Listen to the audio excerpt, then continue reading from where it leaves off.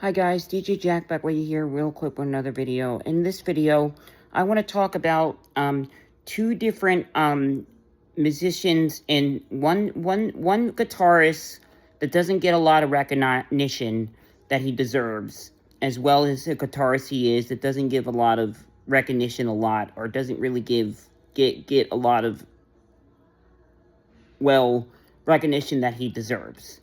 And then the second super group that was formed in the late 80s, you all probably know what group I'm talking about, the featuring that George Harrison helped create to do a collaborating. And what one is that? Good question. The Traveling Wilburys. Let's get into it right now. So, I want to first talk about the guitarist of Journey that doesn't really give a lot of talk about that much anymore. Very underrated. Schon. I know Schon has been very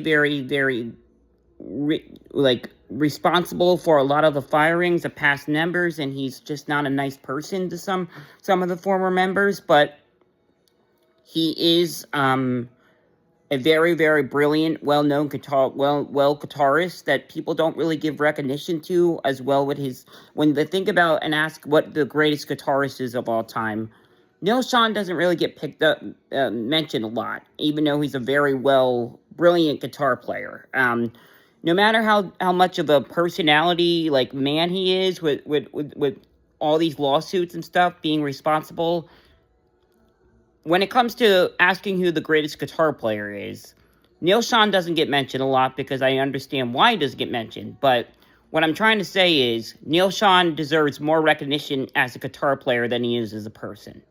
He deserves more recognition to be as a guitarist, as well with his skills and how great of a guitarist he is. He deserves more recognition than he actually gets, in my opinion. He's very underrated, Schon, so I really hope people are still recognize him for his brilliant guitar work, even though he's not a very great person in person, but he's still a brilliant guitar player, really good.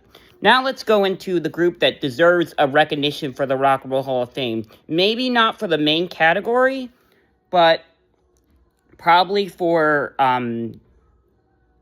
musical influence that I think needs to be recognized. Yes, they might not have been a big collaborating or a big super group like they're meant to be just temporarily, though, not really meant to be a permanent thing until some of the members passed away.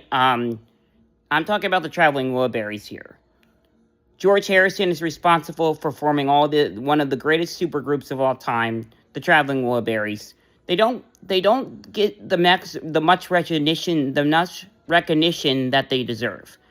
They deserve a lot more recognition, and in my opinion, some people would say, oh, they weren't meant to be a permanent group. Yes, they weren't meant to be a permanent group, but you got a group of superstars, of magicians, one of the greatest magicians of all time, as a group together, writing songs, recording songs, doing this. You got Roy Orbison, you got the awesome Tom Petty, you had the awesome George Harrison, who helped form the group.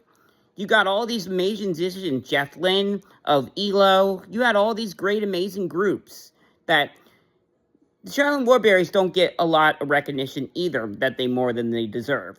Tom Petty is one of the greatest singers of all time, and so is George Harrison. So I'm just saying that these people should have some kind of recognition in the Hall of Fame, even if they're not part of the main category. Yes, they're all inducted in the Hall of Fame right now as solo singers and also being a part of their groups.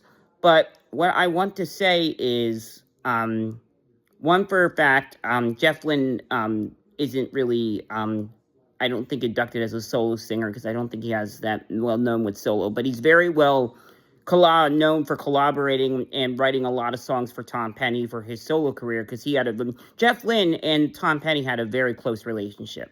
And this is what made the Traveling Wilburys really great. But the responsible one for putting the whole Traveling Wilburys together was George Harrison. He was responsible for all of that. And sadly, Roy Orbison only got to live to do one album with them, but you were looking at amazing. They never did a tour, but still, if you're talking about a great supergroup out there besides Bad Company or something like Bad English, think about this. Think about the most well-known guitar. Oh,